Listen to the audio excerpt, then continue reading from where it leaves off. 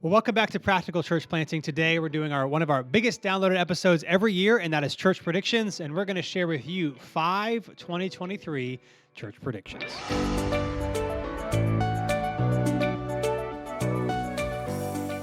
Well, welcome, everybody, and welcome back to Practical Church Planting. Today, we're going to share with you 5 2023 church predictions, and we've got a couple of exciting news to share. Before we do, let me just remind you that this episode is brought to you by Mission Support. We're big fans of Mission Support at Practical Church Planting, and they've already helped a number of you guys as a part of our community. Mission Support knows that you want to be effective in ministry, and like most pastors today, you feel like you never have enough time, energy, or expertise to get everything done.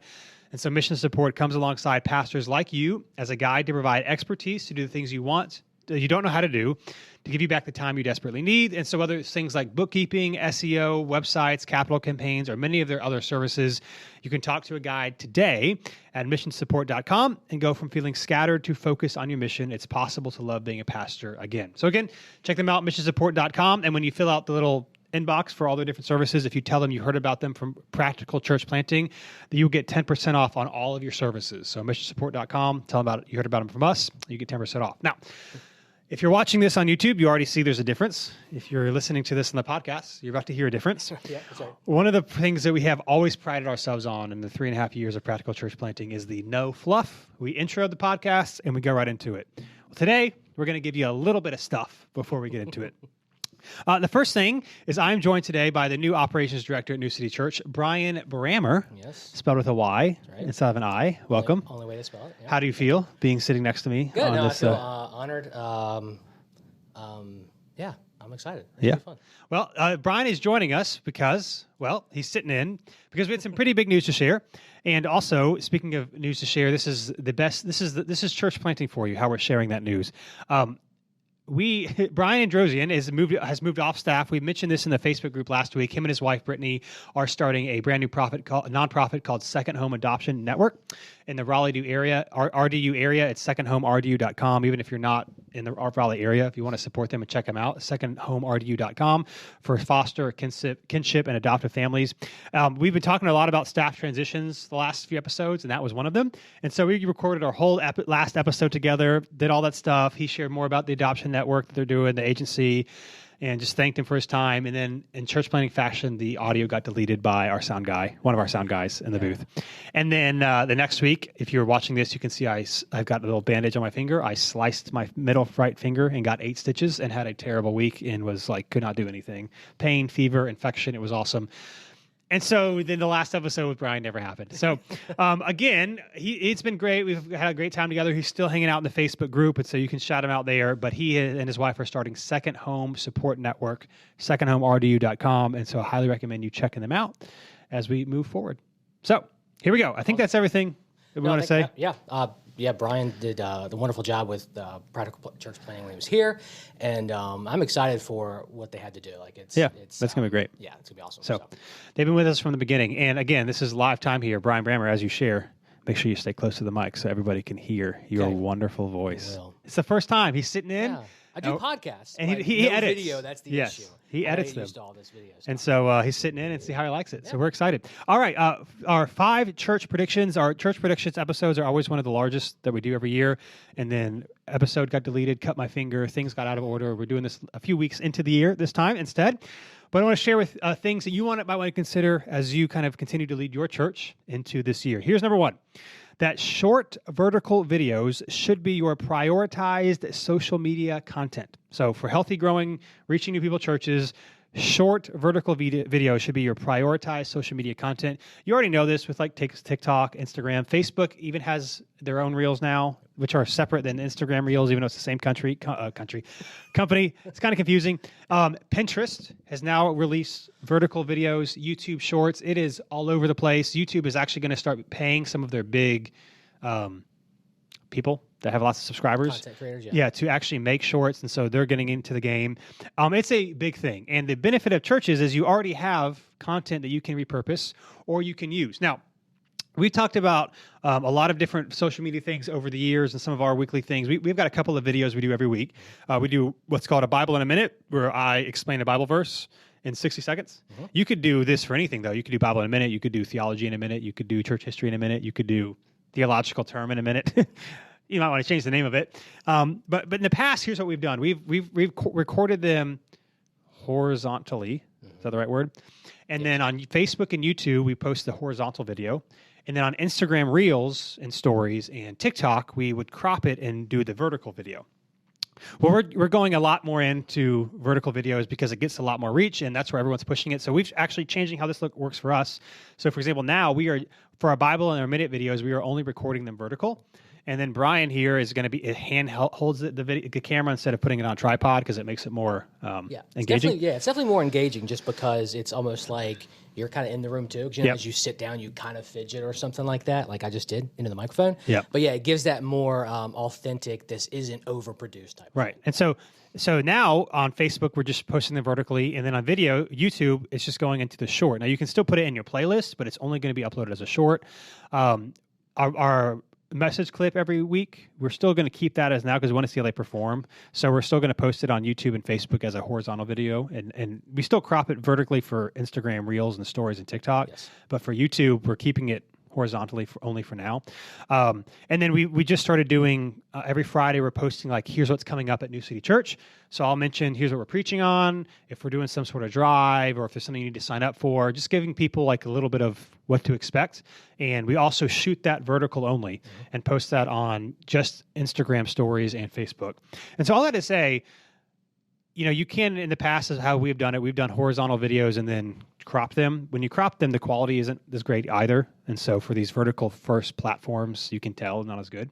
But I would just consider, as these things are ever changing, short vertical videos is what we're prioritizing and what a lot of people are saying is important for this year.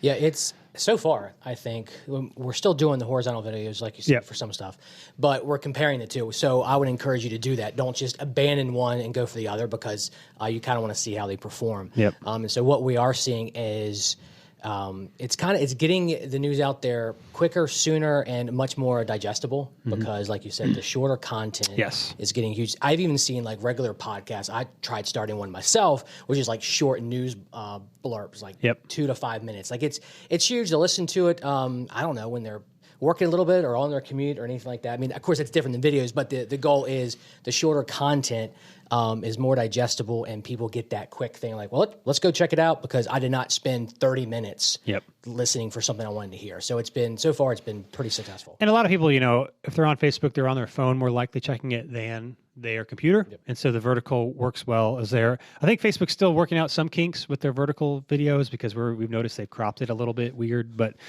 short vertical video. So be thinking how you could do that and prioritizing that. That's what we're doing, and that's what we would recommend you do as well. And we'll see what happens. Even the analytics side, so the Bible in a Minute, primarily for our people, like Instagram Stories and Reels and TikTok is where they get the most views. They've never gotten a lot of views on YouTube, like typically like 10 to 15 views a week for one. Now, I don't know that the view is worth the same, but we've been doing the Bible in Minutes on YouTube Shorts the last few weeks, and it's been getting about 200 to 300 views. Now, it could be the views are way shorter, and YouTube's prioritizing it, so maybe they're trying to like see where people are seeing it. So I'm not saying all views are created equal, but it's at least getting in front of more people. And the point of the Bible in a Minute is obviously for our own people, which our own people are going to see it on Facebook and Instagram. They're not really going to like search it via YouTube. But the nice thing about Shorts and Reels is that it does get you to that wider audience. And so that can help your subscriber count. So 100%. Short vertical videos, you should prioritize it. In terms of predictions, that doesn't really have like a number on it, but I just think that that's going to be a big thing for this year. Number 2, churches that embrace hybrid ministry while also emphasizing in-person community will do well. So our take on some of the things that we're doing, and we're going to actually have an episode on this in like 2 weeks on, actually have it right in front of me, tips to increasing your Sunday attendance of how things that we're actually trying this year uniquely, because we're trying to press in on that a little bit more. We think that if you should, the online stuff is here to stay. It's really important. We've said this in very past episodes. Live streaming isn't neutral, so if the quality is bad, you should not do it. But as long as you can do a decent quality for your budget and church and setup, you should try to go for it. People constantly talk about the live stream for us at New City, about watching it. Now, I've said in the past too, I think sometimes live stream is synonymous with they just watch the sermon. So I'm like, was it the live stream you watched or the sermon? But then they'll say things that they would have only seen if they watched the live stream and not the sermon. So like this week, someone mentioned how something in a video, Brian and Brittany's, we had a send-off Sunday for them this past weekend as we're recording this, and or the week before, and we had like a special video for them that wasn't in the sermon only upload, like you would have to have watched the live stream. And so she mentioned something in that video. So she clearly had watched the live stream. We're only a few weeks in, but every single Sunday so far in person, somebody has mentioned the live stream to me. And so when we talk about, online or a hybrid ministry with like online and in person, we're not just talking about live stream. We're talking about some of these other videos and content that we're talking about, but emphasizing that, but also like really talking about the importance of being in person. Because like for us, and I think for many of you, the goal is not just to have a bunch of people in a room. We just know that a lot of things begin with the Sunday service. We saw this a lot during COVID, that a lot of people take their first steps by first coming to a Sunday service. This is where they meet people, see, is this place weird? Do I like the other people here? And a lot of things come from that. And so I would consider still going in on trying to do online as well as you can. And if you go to practicalplanting.com, we've got a church planter's guide to social media, like super practical, like things you can post and win. So check that out if you want. But at the same time, trying to encourage people in a non-guilt way, the importance of like joining the physical Sunday gathering together. Yeah. So, and to add to that, it's one of those things where you're able to kind of expand your reach. It does take some effort. As we were setting this up, like I'm like, okay, is the lighting well? this tripod's not working. Stuff like that happens. But like, it's one of those where once you kind of get into a rhythm, I know Dylan talks a lot about rhythms of life and that type of thing for church ministry and just life in general. It's one of those things where I wouldn't say it's bait. I don't like that word, right. But like it's one of those of we're doing stuff. We understand the digital world we live in. Here's an introduction. Now come in person and see it for yourself. And so it's a little bit of that taste in a digestible form. With the live stream, like we'll have the whole live stream of our service immediately gets downloaded onto YouTube. Yep, goes to YouTube. Yep, and then we will cut the sermon, which I do on Mondays. But like Dylan said, I'm cutting all like the worship and the announcements and stuff like that. So even if it's just a small number, like 4 or 5 at first, like that's a good thing. I actually found out about New City during COVID. I actually knew of the church that was meeting here a while ago in New City. I was like, I wonder what church is there now because I saw this sign, and I came. I watched 2 sermons. I think even watched a live worship service because that's a huge thing. Mm-hmm. Is are you gelling with? It's probably a bad term, but do you appreciate the environment that's there? And I did, and I came, and 2 years later, here I am, part-time staff and just enjoying worshiping. So it's Yeah. And what Brian's saying, this is what I tell churches to do. Some churches don't, and I don't understand it, to be honest. Here's what we recommend if you live stream. You live stream it, but then you leave your live stream up, which is fine. But then you upload the sermon-only video for your website and YouTube. So the live stream can be there as well, but unless people are watching the service live, very rarely do they want to watch the whole live stream after the fact. Like they're just looking for the sermon, and so we're sure to upload like on our website the sermon only because that's what, instead of having people try to find it themselves, I would not do that at all. So well, and to add real quick to that, before doing this stuff just months ago, I never touched a camera. I never touched ProPresenter or Premiere Pro.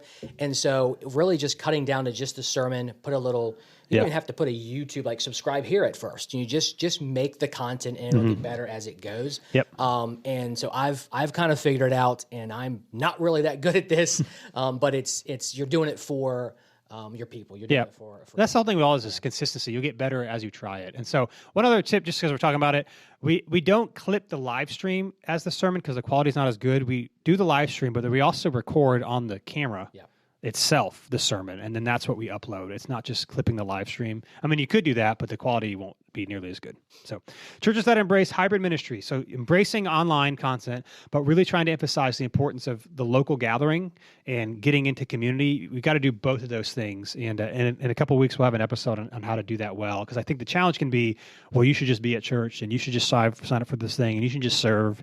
And it can kind of make people feel guilted into doing something instead of something that they want to do, see the value in it. So, number 3, churches who consistently have 40-plus minute sermons will struggle. Now, if you've been listening to for this for a while, this is not going to be necessarily a surprise. And this is everything's based on culture and context. So, like, this is just in a Western, probably American, probably European as well context of like long sermons. People don't want to listen to them. And then there's nothing wrong with them, but the problem is a lot of the gifted preachers that you and I know and love are very above average gifted communicators. And so we see them preaching for 45 minutes, and we think we should preach for 45 minutes. And it's just, the quality is not the same. And so people are tuning you out. And it was really funny to me, and I felt very justified in this, I'm not going to lie. When COVID hit and everyone in ministry is talking about like tightening up their sermons and like 30 to 35 minutes, and I'm like, yes. And I don't think COVID's the reason you should have done it. Yes, you should have done it before. But people have talked a lot about that. And so I would just, again, for you and for your churches to really consider how long the sermon length is. And in my opinion, it's easier to preach a longer sermon because you're just kind of rambling. You maybe haven't put in the work ahead of time to cut the right things, to be more intentional with what you're trying to say and to smooth it all up. I think preaching longer sermons are easier to do. And I also think I think it's changed a little bit, especially post-COVID. There was just a sense that like longer was more holy. And so I just think as I look at church plants and new churches and, all this post-COVID stuff, really long sermons don't do well in our culture. Not because I don't think people have the attention span. I think they can. It's just that if you're not gifted enough to do it, people will stop listening. And because we're so conditioned for short content, it's really hard to hold people's attention. So I recommend 30 to 35 minutes, at least in our current cultural moment. I'm not like, you should just preach 15 minutes, because that's really hard to do if you're going to preach it and have stories and illustrations. But I think churches that have 40-plus minute sermons will have and probably will continue to struggle unless they have a super gifted communicator, which is definitely the exception, not the rule.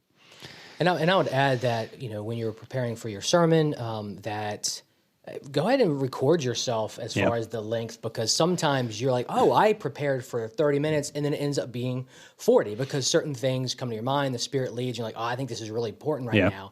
And that's going to happen from time to time, and that's okay. It's sometimes that stuff happens, you want the Spirit to lead.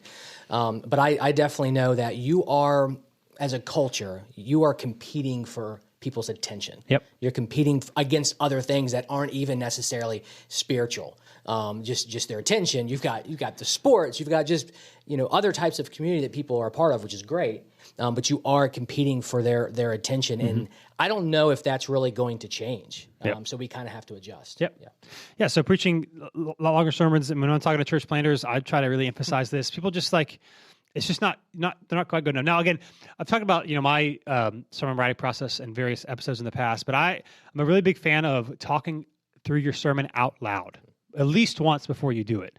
I actually do it twice because it really just lets you know how long this thing's going to be. Oftentimes, people preach too long because they haven't done that, and they think, oh, well, I'll just kind of. They think how long this is going to be, and then it actually ends up a lot longer. It takes, in my opinion, it takes a few years to really be able to look at how long your document is. I mean, it's different for different people based on how much, if they're word for word, if they're manuscript or not. But you can get it after a couple of years. You can really figure out, this many pages is going to be this long. But even still, I mean, I'm not saying you have to do it. I'm almost 6 years into this thing, and I still go through my sermon out loud just because it really helps me make sure that the timing is what I want it to be. The problem for most people is not that it's too short, it's that it's going to be too long.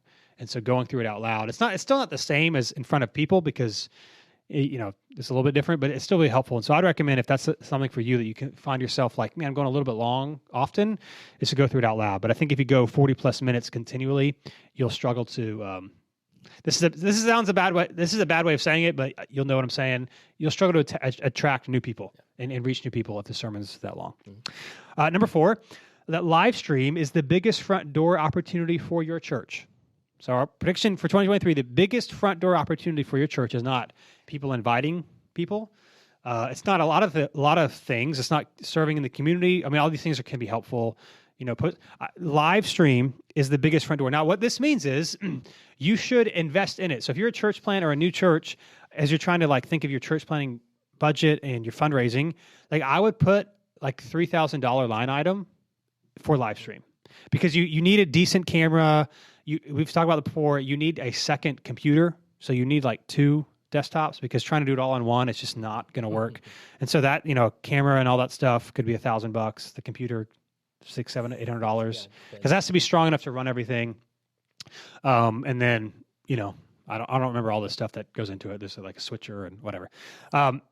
We have I don't know the episode. We have somewhere in here. You have to search for it. But we have an episode on our current live stream setup, which hasn't changed much in the last year, so it's probably pretty similar.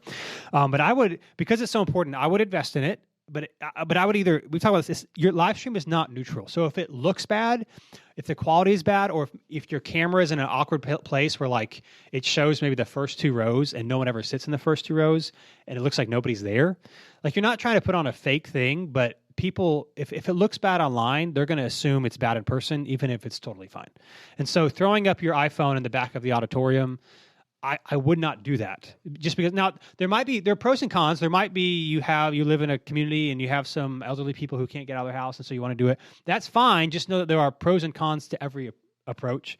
And if it doesn't do well, then it'll be a net negative. It will not be neutral. Now, in terms of the front door opportunity, the reason why we've kept up with it, talking about buying another camera, even though our setup is pretty limited in our current space, is because so many people mention it. Like this, I'm not saying this happens all the time. But we had a woman who came in December, and now she's like all in, has given, signed up for a group, whatever. First time was in December. She was like, hey, I was in the Raleigh area in October. I was planning on moving here for, because my job is work from home, whatever.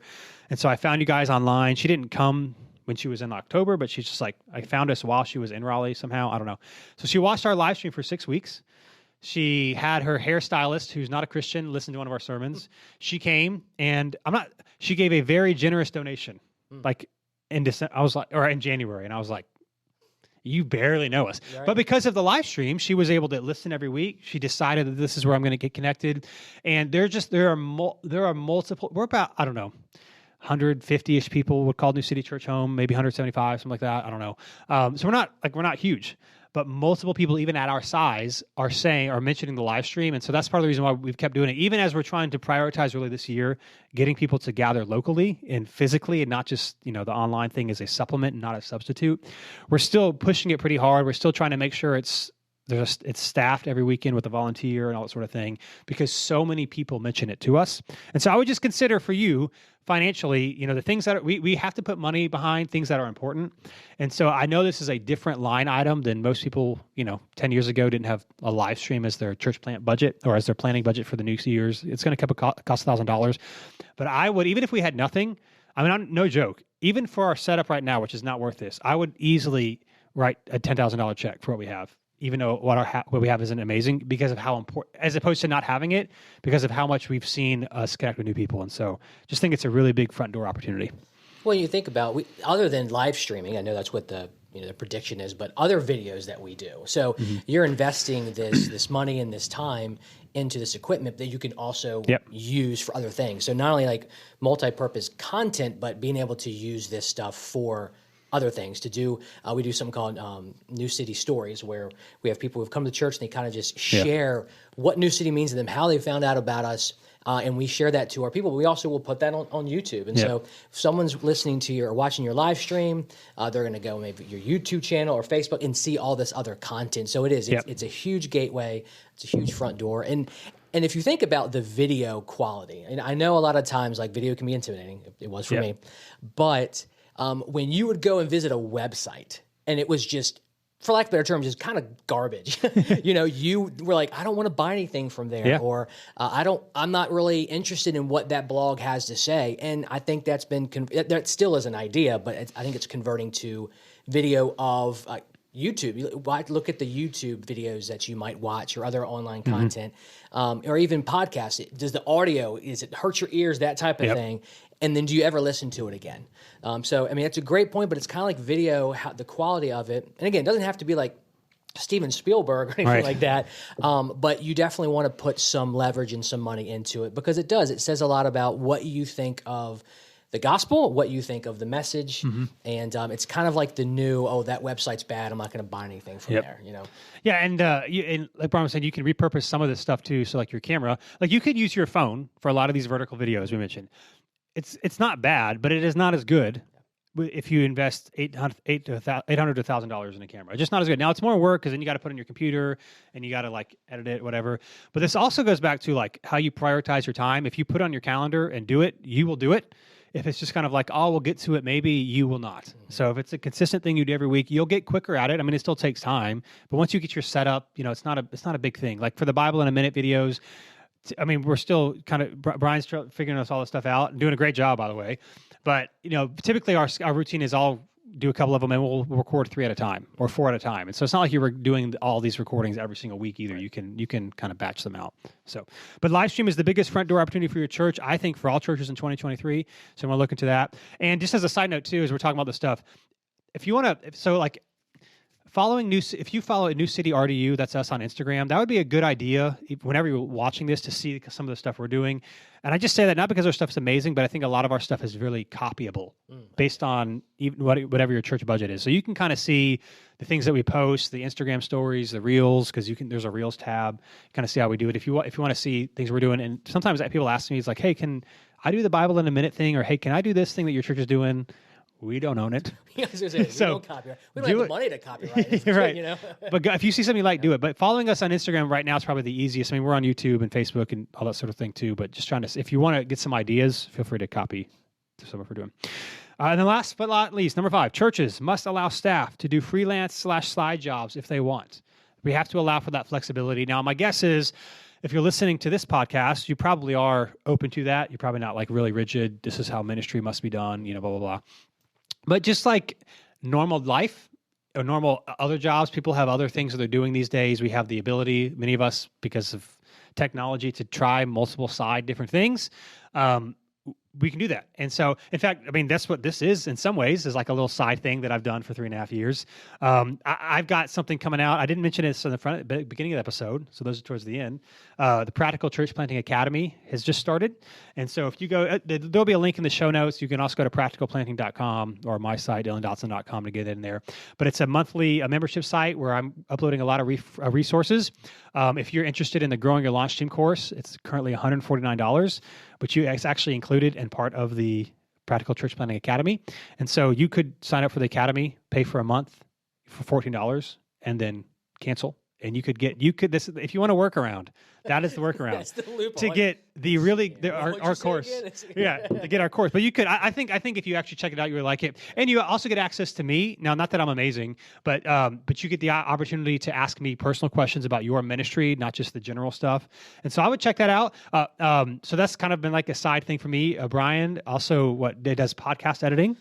Yep, I do. I'm a podcast editor for several podcasts, and then even been a producer as far as like just grown from that. Yep. You always want to have, I advise you to have just these other skills that you can use as supplemental income, so that, I know Paul talks about it a lot in the New Testament about, I don't know, not wanting to be a burden to others or even the church. And so, like, I know sometimes that's not feasible because of time, right. And all church plants are different with their staff and where they're located. But yeah, allowing the flexibility of your staff, saying, hey, you're really helping in these areas, but we also understand. Yeah, so you're doing that. And I was saying, and so you got that. You got your board game company, Tangerine Games. Yeah, it's called Tangerine Games. Check them out. Yeah, so me and a good buddy of mine who's also a fellow Christian, we have started a board game publishing company. So we've got like 5 or 6 designs that we've either signed or we're working on. Of course, that might take some time to get some money, but like it's skills, it's logistics, it's podcasting, video, all that type of stuff, going to these conventions, meeting some awesome other Christian people in the industry. So it's very positive to allow people to do things they're passionate about. But I've also met others in those sectors, podcasting, board games, tennis, huge tennis fan, and I have a lot of awesome gospel conversations. Mm-hmm. And so allowing your staff to do that, you're allowing them to overlap their interests and give them the opportunities to talk about the gospel, to talk about your church plant. So it's a positive thing. Yeah, so, and obviously if you're hiring like a part-time staff, obviously they're going to be doing other things. But even if you have full-time staff that are interested in other things, I mean, that's just the world we live in. And I think if people are getting their work done and they have things in their life that they're excited about, it'll also make them better at their current job because they have just things that they're looking forward to. And so I would be okay. Being okay, embracing and even supporting if you have staff that have other interests. I know there could be the hesitancy of like, well, what if they like this and then they leave? That could happen. But I also think the fact that people just feel supported means that they're more likely in some ways to stay because they know that there's not a competition. Like you really care for them more than you care for like your church thing. I mean, to be honest, even we talked about, as Brian taking over for what our previous Brian did, as he's got this like board game stuff. And so like we're working around, he's going to travel a few weekends a year to these conventions. And like, it would be really easy to be like, well, maybe, old church world, well, you can't work. If you're going to miss some Sundays, you just can't do it. Yeah. But there's just value in doing these other things. And obviously you've got to have, guidelines and staff meetings, and people got to be at church. Obviously they can't be like missing all the time, but I would just encourage you to be really flexible as you are, having these conversations with people. One of the things I've learned, however, is even with part-time staff, you want to be flexible, but you also need to be very clear on expectations. And so, allowing side jobs and other jobs or other side hustles or whatever is fine. But like, for example, if staff meeting is mandatory, you need to say, but you have to be here. Or if there's certain things that like being on staff entails that they have to do, you got to make sure they're actually doing that. And if they are, being okay with that flexibility, because just like all just normal work stuff, people can do multiple things now. A lot of people can. And if you don't give them that opportunity to do that on your church staff, I think you could lose some really high quality people. Well, and have those conversations early. I know before Dylan had even talked to me about this position and trying to fill the big shoes of the other Brian, the bald Brian. I got the hair. Yeah. But he set those expectations, but he also asked, where are you with the podcasting? Because that's a lot of freelance clients that I can do whenever. But the biggest thing was the board games, because there was traveling. And I was like, if I take this position with New City, I'm not looking for anything else.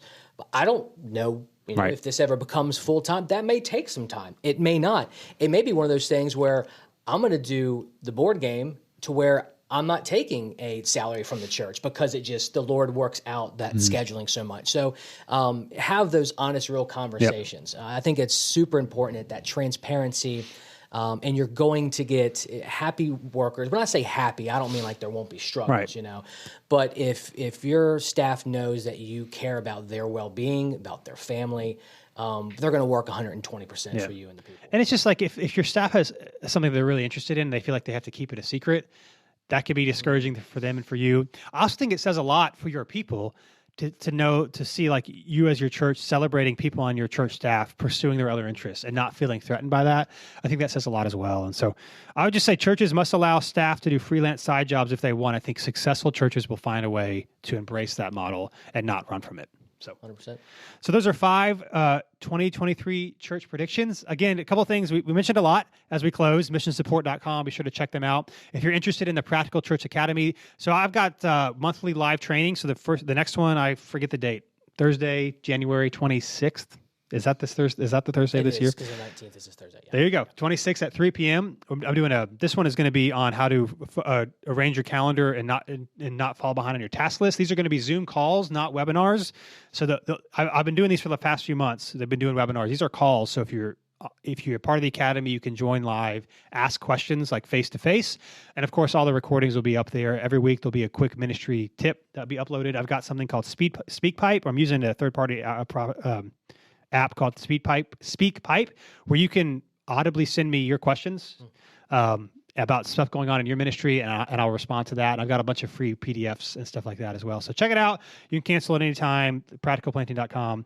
And if you're new to this whole thing, the Practical Church Planting on Facebook, you can join the Facebook group. We just surpassed 2,000 people recently, so really excited about that. And say hi to Brian for joining us. Hi, Brian. Did a great job, Brian. Be with you next week on Practical Church Planting.